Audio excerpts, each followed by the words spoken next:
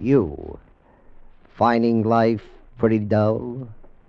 Dreaming again of exotic places? Wishing you were somewhere else? We offer you escape.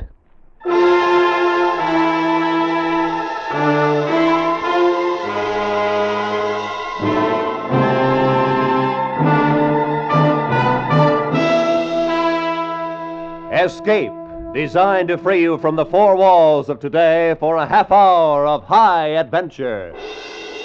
Escape with us now to the year 100,080 and a world where beauty and terror live side by side, as H.G. Wells describes it in his immortal story, The Time Machine.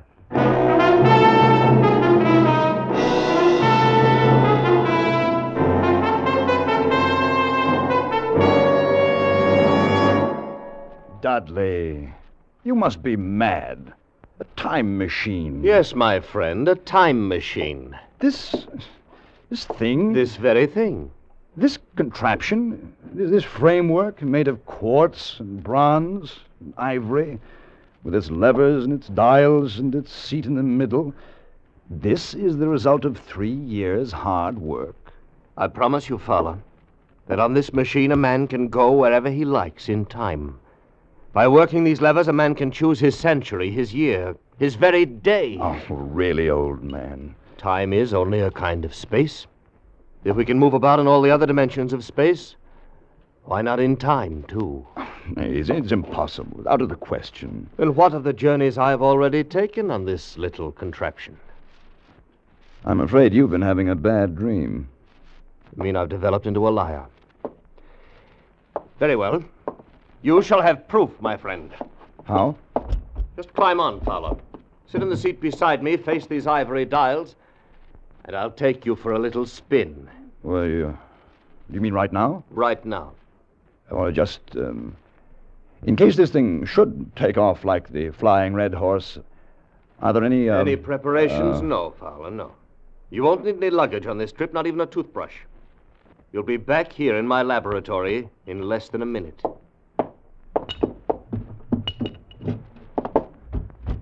All right. I'm on. Now what? Hold tight. It sways a good deal. I'd hate to lose you. I can't be frightened, Dudley. Then you're braver than I am. Tell me, what time is it?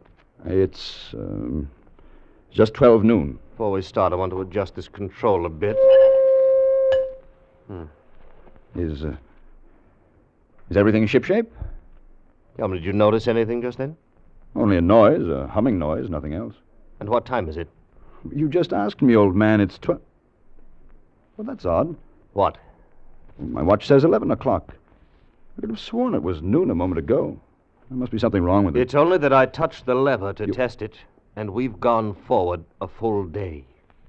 23 hours, at any rate. Yes, but Dudley... Finished scoffing, Fowler? Yes. Yes, I believe I have. Then hold tight. This'll be the real article. I'm ready, Dudley. Good man. Well, say goodbye, Fowler. Say goodbye to 1950. He went off with a shattering jar, with the machine swaying under us. The walls of Dr. Dudley's laboratory suddenly fell away, and night was speeding after day like the flapping of a black wing. I saw the sun hopping across the sky, leaping swiftly across it every second, and every second marking a day. I saw the moon spinning through her quarters like a ball, from new to full, all in the twinkling of an eye. Trees grew and blossomed like puffs of smoke, and then passed away. And all the while we were going faster. Now our pace was a year a second, so that second by second the white snow flashed across the world, and was followed by the bright, brief spring.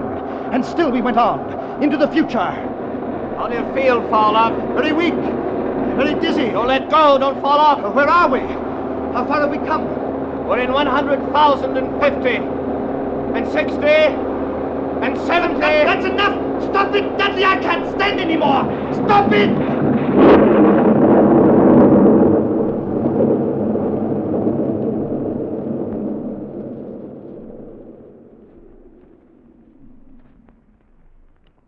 Fowler, you all right?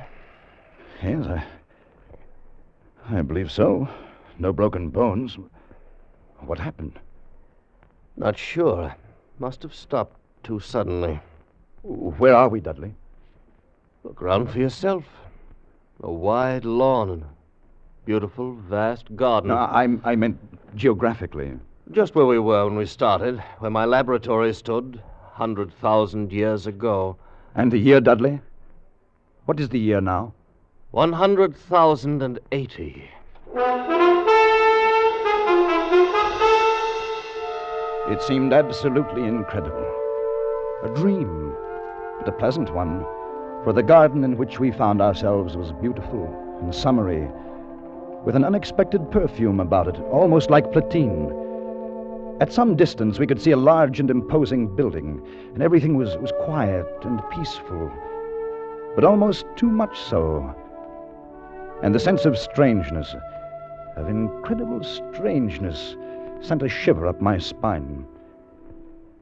100,080. Fowler, do you want to go back? Yes, I rather think I do. Let's go back. Dudley. From over there, in the bushes. It sounded human. Come on!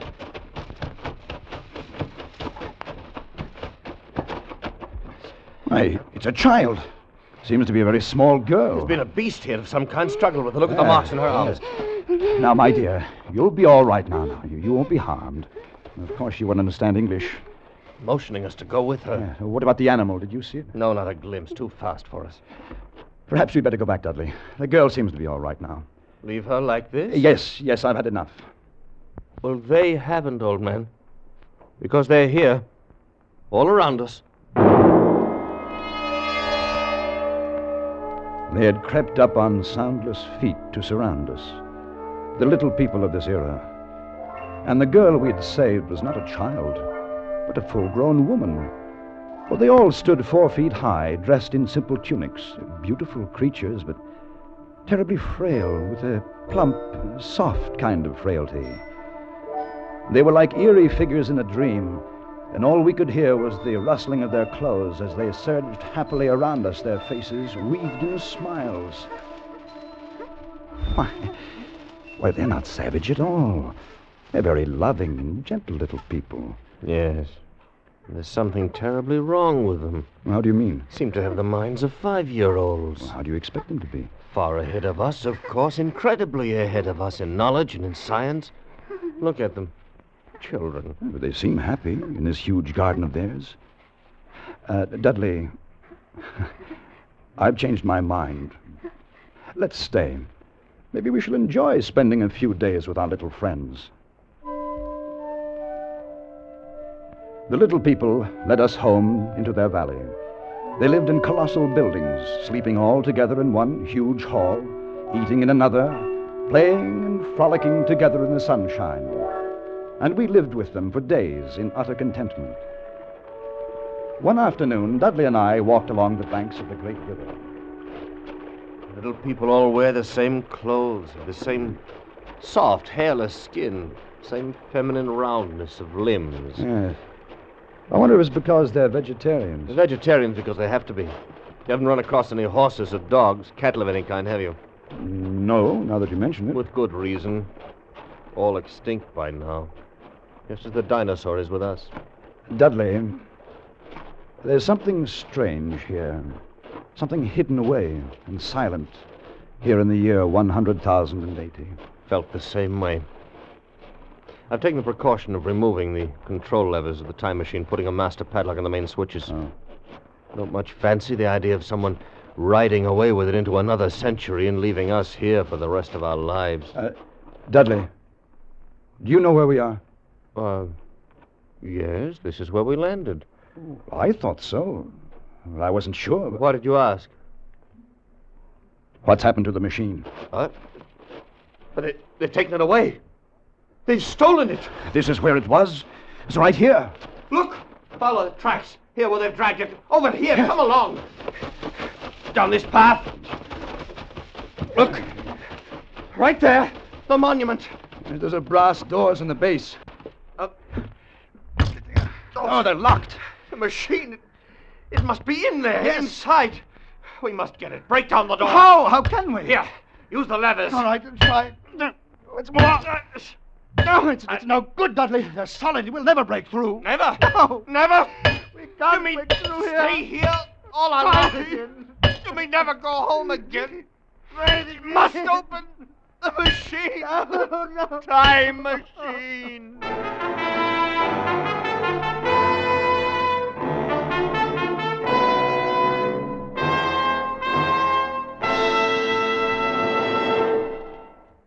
The laughs that Red Skelton and Amos and Andy bring to CBS on Sunday nights are doubled, tripled, and quadrupled because of the friends, relatives, and strange acquaintances they bring with them. Hardly a Sunday night goes by but you meet Shorty, the Kingfish, Sapphire, and a whole host of Amos and Andy funny friends. Red Skelton generously gives time to Willie, Clem, and the rest of his laugh-provoking pals. You're invited to meet them all again tonight on most of these same stations when Red Skelton and his gang and Amos and Andy and their friends pack the house with mirth at CBS, the Star's address. And now we return you to Escape.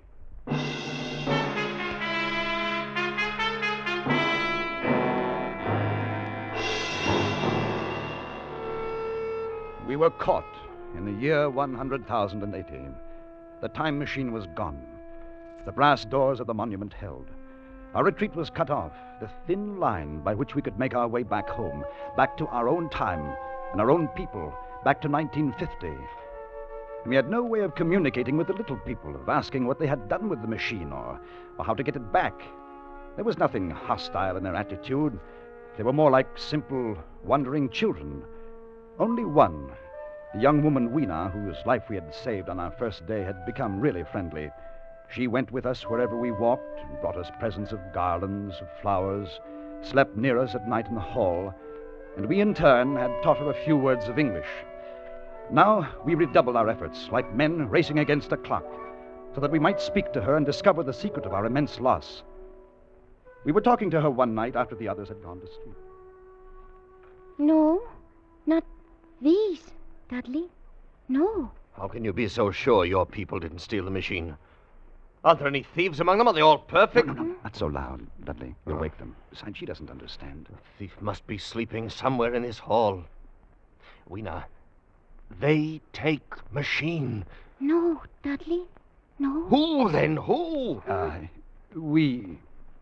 We are friends. Yes. We must have machine. Yes, Dudley. Yes. Who took machine? Other people, not yours? Other? What about those doors, Weena? Doors open. No. Weena, machine in there must open. No, not open. Oh, all right, my dear. Go to sleep, get some rest. Yes, Dudley. Sleep. What's to become of us, Fowler? Are we caught here in this century? We spend our lives with the little people and their secret. We'll go back to the monument tomorrow. We'll find a way of breaking in. Good night, Dudley. Dudley? Yes. Did you just... There it was again. What? Something. On my face. Huh? Cold. Filthy to the touch. On my face and in my hair. As cold as death. Dudley! You're right. There's something in here with us. Smells of the grave. What was it?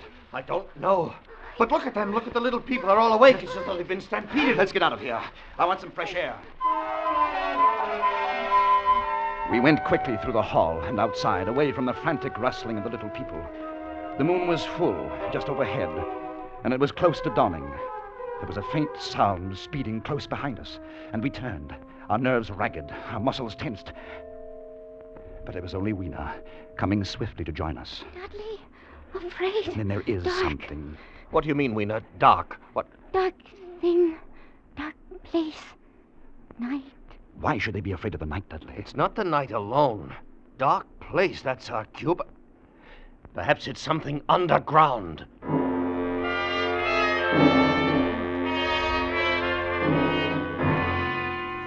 It was another day. We had wandered into a lovely wooded place about a mile from the community. And suddenly Weena screamed. Father! We stopped short. A pair of glaring eyes were fixed upon us. As we stood there, petrified, the thing, a little ape-like figure, rushed across our path and disappeared in a clearing about 30 yards away. What was it? I couldn't see it too well. It seemed to be a dull white with white hair on its head and down its back. It looked like a small ape. It was running on all fours, with its arms held very low. Weena, what was it? Morlocks. Morlocks. Who are the Morlocks? What are they? Weena, tell me. No.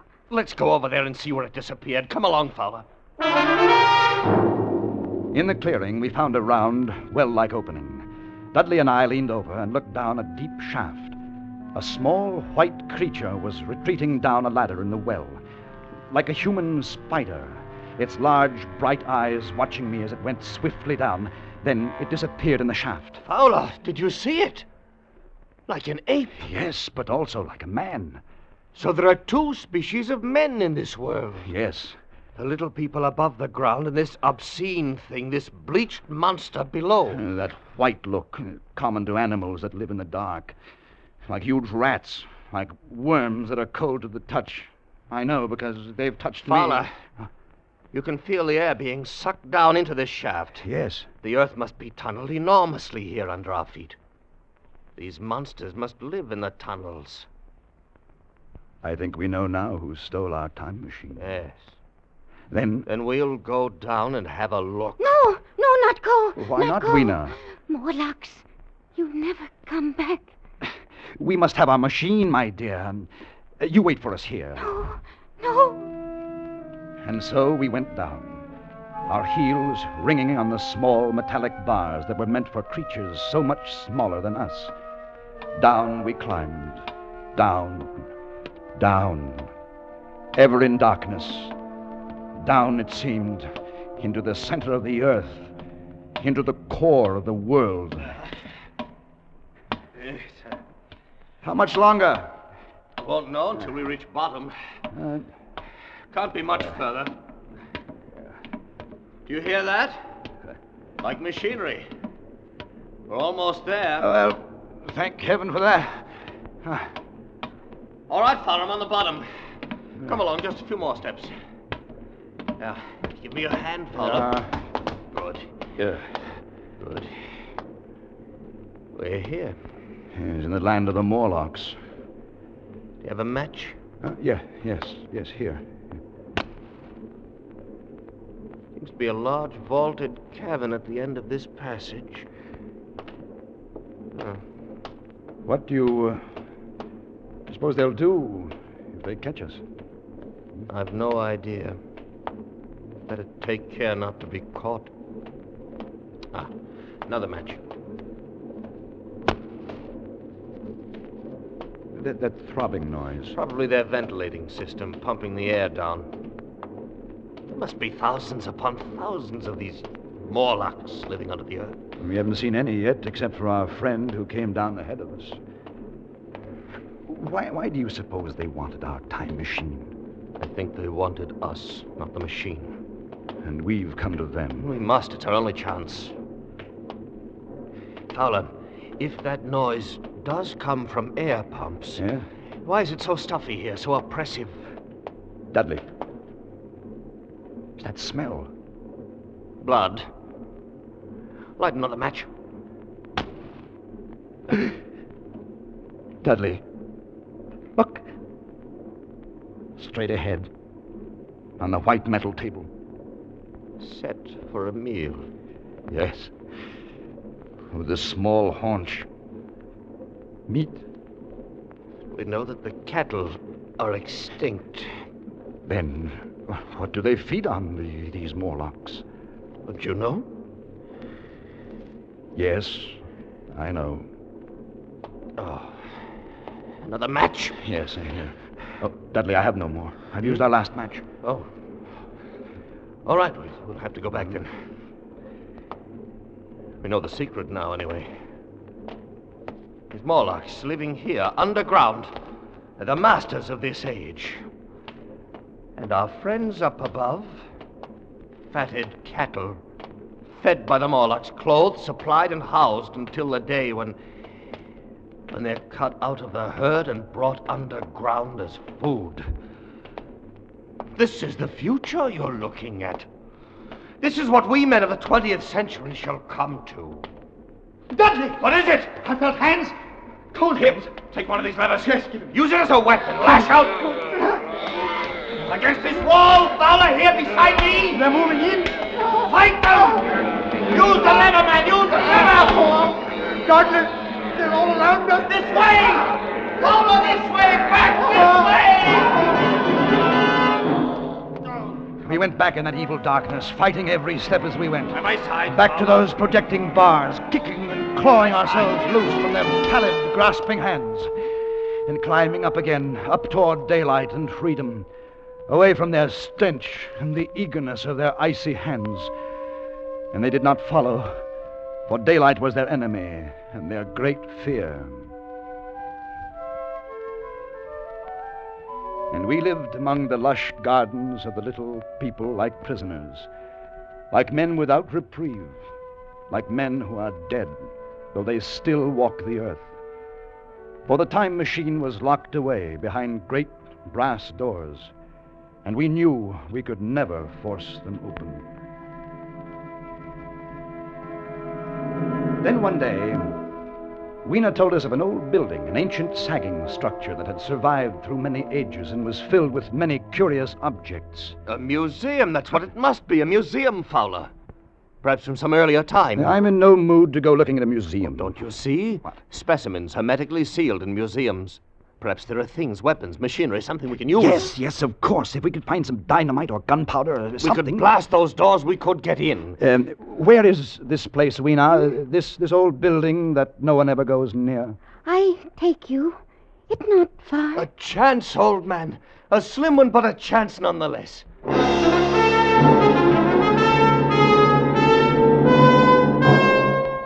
All day we wandered through the great ruined halls. The building had been deserted, unused for perhaps a century. The childlike men of that time had long since ceased to care about anything but their own personal comforts.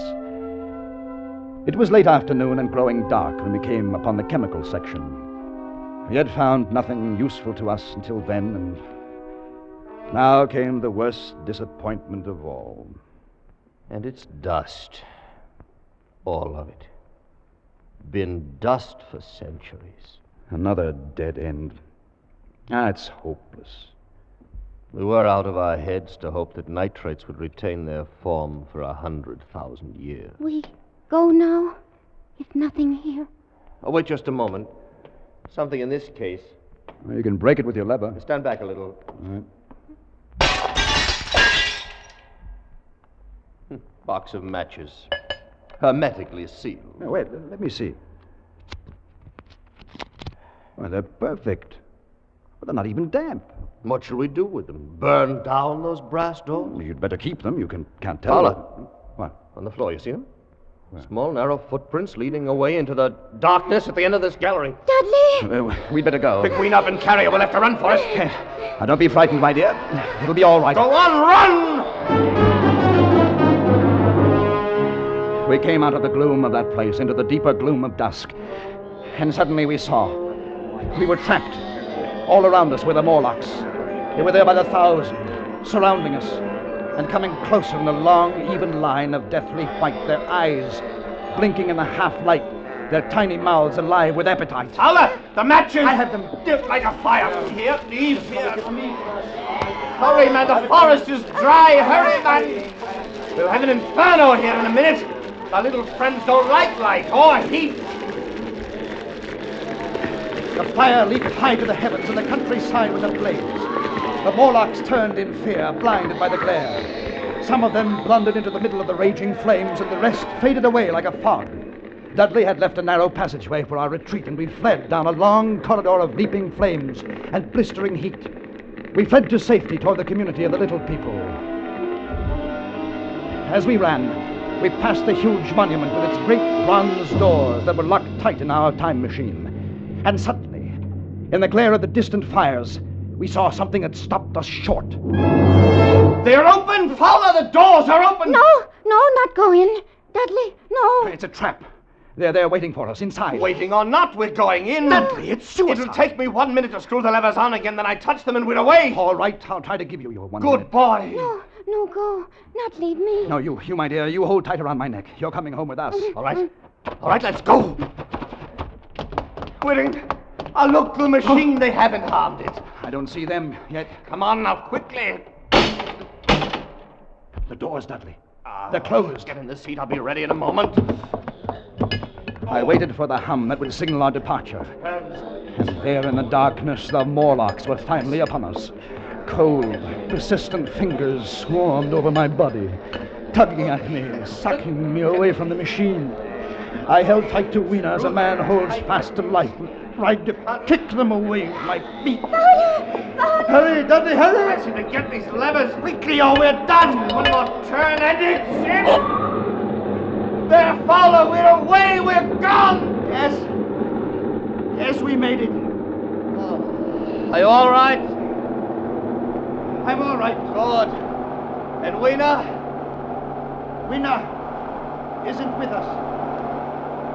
What happened? They tore her from my hands at the last minute. They got her. I tried to save her, but I couldn't. I still have a piece of her tunic here in my fist. Little piece of her tunic, Dudley. Nothing else.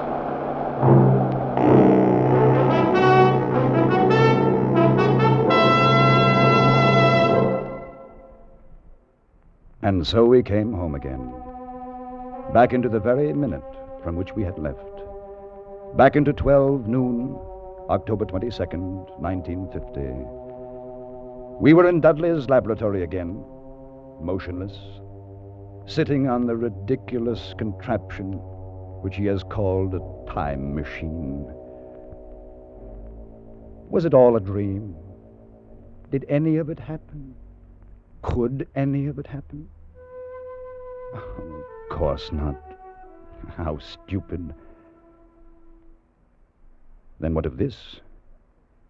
What of this little piece of thin green silk I hold in my hand?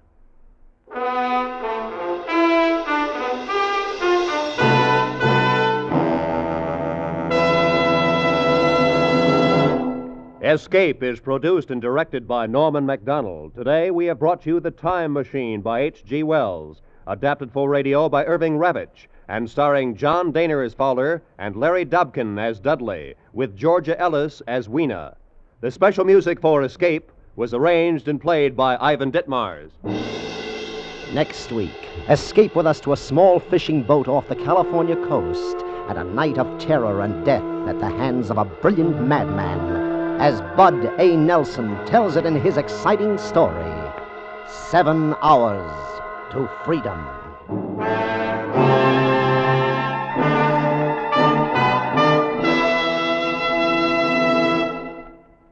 Hollywood star Dick Powell plays Paul Revere and takes Charlie McCarthy with him on his historic ride tonight on CBS. Charlie's flunked his history course, so Bergen has asked Dick Powell to help him out. The historic ride becomes hysteric as Charlie, Bergen, and Dick try to reenact the famous ride. Listen tonight on most of these same CBS stations. Stay tuned now for Make-Believe Town. This is Roy Rowan speaking. This is CBS, the Columbia Broadcasting System.